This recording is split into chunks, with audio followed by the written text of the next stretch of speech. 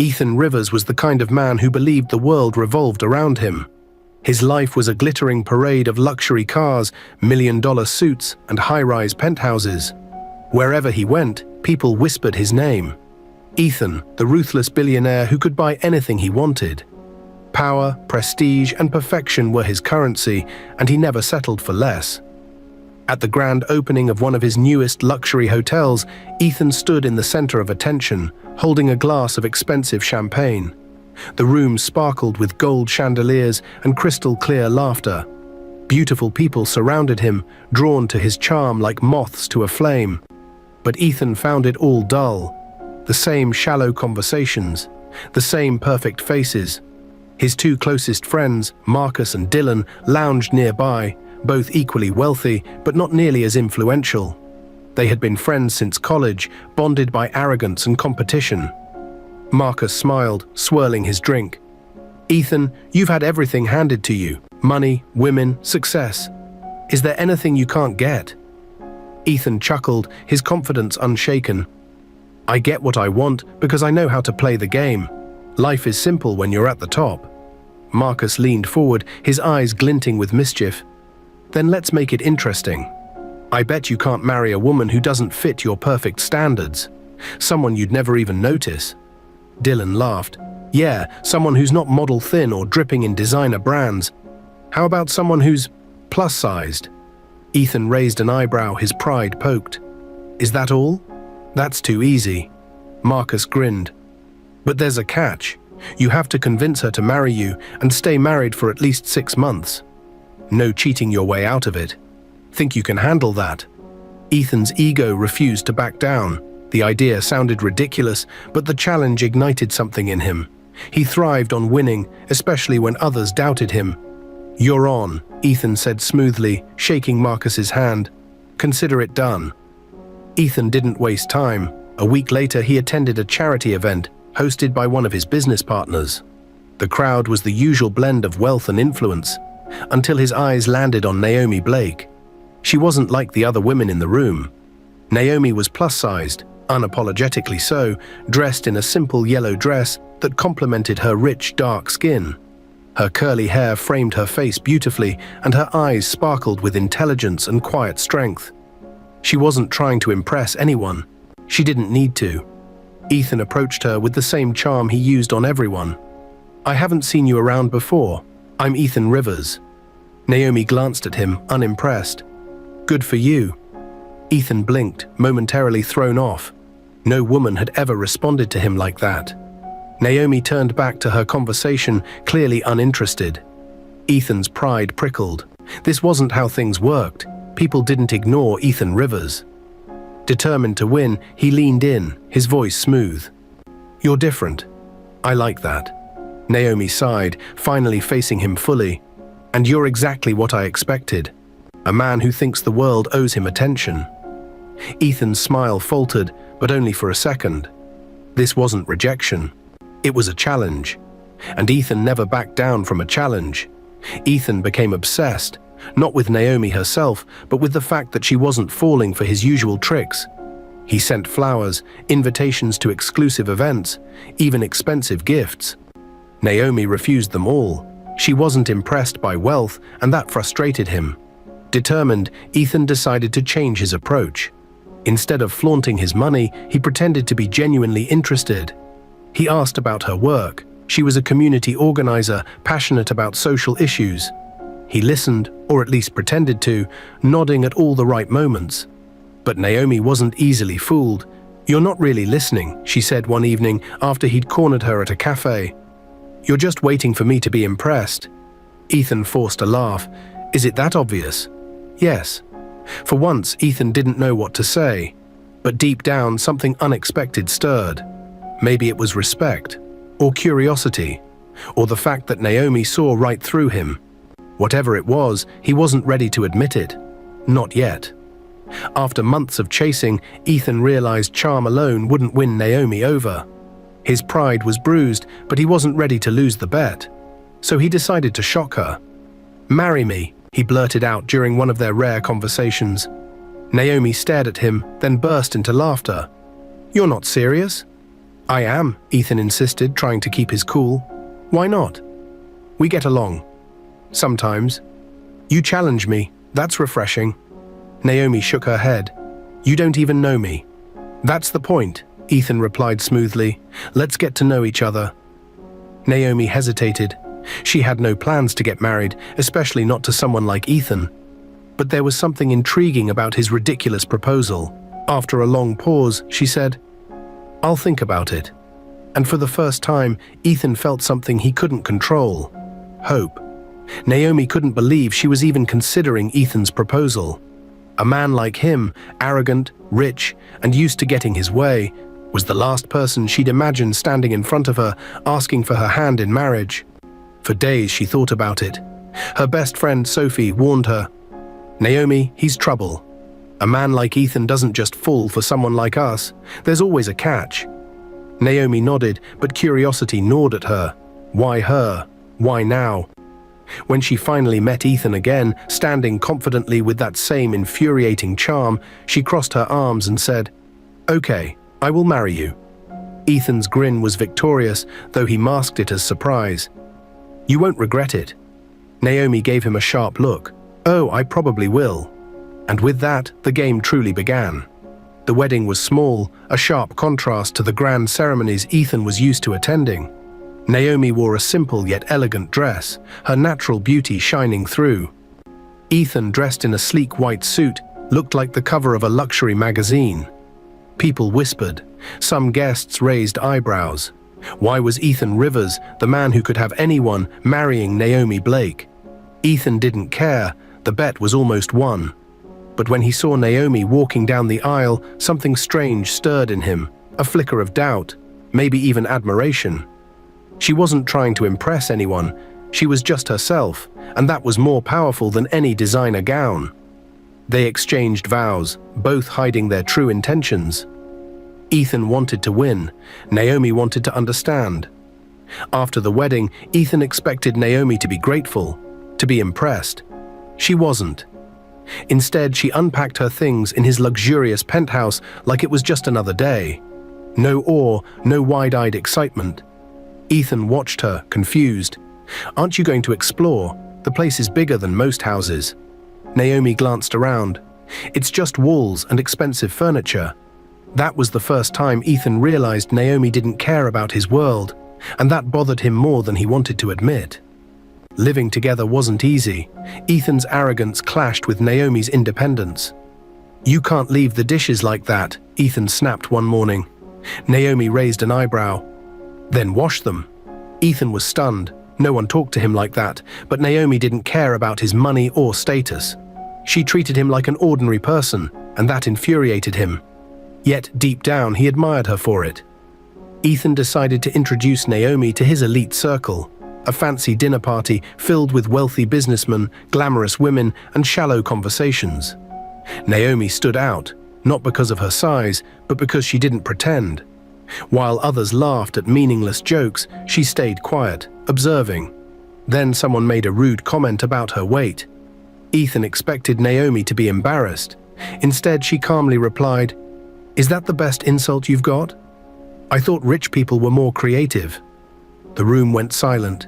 Ethan didn't know whether to be angry or impressed. That night, he saw Naomi differently.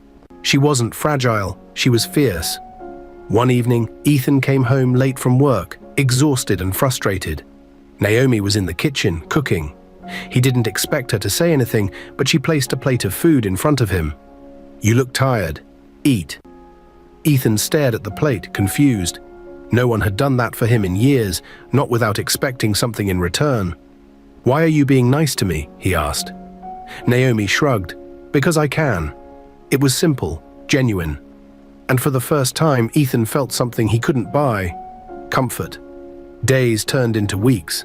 Ethan found himself looking forward to conversations with Naomi. Her honesty was refreshing, even when it annoyed him. One evening, they sat on the balcony, the city lights glowing below. "Why do you act like you're better than everyone?" Naomi asked suddenly. Ethan frowned. "Because I am." Naomi laughed, a genuine, warm laugh. "No, you're just scared. It's easier to be arrogant than vulnerable." Ethan didn't respond, because deep down, he knew she was right. Ethan couldn't sleep. Naomi's words echoed in his mind. Why did her opinion matter? Why did she matter? The next morning, he found himself watching her. How she sipped her coffee, how her hair curled naturally, how her laughter filled the room. It wasn't part of the plan. But feelings don't follow plans. Marcus visited one afternoon, smiling as he glanced at Naomi. Still playing the game, huh? Marcus whispered when Naomi left the room. Ethan's stomach twisted. It was a game. Right. But the words felt bitter now. Few days later, Naomi found an old message on Ethan's phone, one from Marcus about the bet. She didn't confront him immediately. She observed, piecing things together, the late-night whispers, the sudden interest, the perfect timing. Her heart began to crack. One evening, Naomi couldn't hold it in anymore. "Was I just a bet to you?" she asked, her voice quiet but filled with pain. Ethan froze. He tried to deny it, but the guilt was written all over his face. Naomi didn't cry. She just packed her things. Ethan watched her leave, realizing too late it wasn't just a game anymore. Ethan's penthouse had never felt so empty. The silence was deafening, echoing through rooms filled with luxury but void of warmth. Naomi was gone, and with her she'd taken the laughter, the challenge, the spark that had unknowingly lit a fire in his heart. For days, Ethan didn't go to work. He ignored calls from Marcus and Dylan. His ego, once his greatest weapon, now felt like a heavy chain around his neck. He thought about texting Naomi, calling her, showing up at her door. But what would he say? "I'm sorry I used you." That wouldn't fix the damage. Ethan stared at the empty space where Naomi used to sit, realizing that he had everything money could buy, except the one thing he truly wanted. While Ethan wallowed in regret, Naomi tried to rebuild her life. She moved back to her small apartment, surrounded by familiar things that now felt strangely distant. Her best friend, Sophie, tried to cheer her up. "You're better off without him, Naomi. He's just another arrogant billionaire who thought he could play with your heart." Naomi nodded, but her heart disagreed. She missed him. Not the arrogant, wealthy Ethan Rivers, the man beneath the layers of pride, the one who smiled when he wasn't trying to impress, the one who shared quiet moments on the balcony, talking about nothing and everything. But love wasn't enough to erase betrayal. Ethan drafted countless messages, each one starting with, "I'm sorry," and ending with nothing. How do you apologize for breaking someone's heart? He finally decided to visit Naomi in person. He stood outside her apartment, rehearsing what to say. But when he saw her laughing with Sophie through the window, he froze. She looked happy. Ethan turned around and left, not realizing that Naomi's laughter was just a mask for her broken heart. Back in his penthouse, Ethan stared at the wedding photo Naomi had left behind. It wasn't a grand photo, just the two of them laughing at an inside joke. He realized that was the happiest he'd ever been. Not at a business deal, not with his expensive cars, but in that simple, candid moment with Naomi. For the first time in his life, Ethan Rivers felt like a failure. Marcus and Dylan visited, expecting Ethan to gloat about winning the bet. Instead, they found him sitting in the dark, surrounded by empty bottles.